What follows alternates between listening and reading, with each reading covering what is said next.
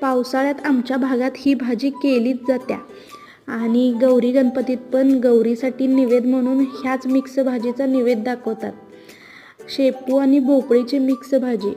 शेपू आणि भोपळीची, लाल भोपळा असतो ना आपली, त्याची पानं मस्त भाजी चिरून घ्यायची, धुवून चिरून घ्यायची. लसूण आणि मिरची खलबत्त्यात चेचून घेतली, तेलात घातली ती आणि मग भाजी घालून त्यात अर्धा तास मी अगोदर तांदूळ आणि तुरडाळ भिजवलेली ती पण ॲड केली आणि भाजी परतून घेतली मस्त आणि पाणी घातलं 1 ग्लासभर आणि चवीनुसार मीठ घातलं आणि भाजी शिजत आल्यानंतर ना मग भाजी अशी पळीनंच खुंदलून घ्यायची, त्यामुळं भाजी छान होत्या. आणि त्यात शेंगदाण्याचा कूट आहे ना मोठा मोठा ओबडधोबड घालायचा. चवीला छान लागत्या भाजी, मस्त लागत्या भाजीसोबत, भाकरीसोबत तर एक नंबर.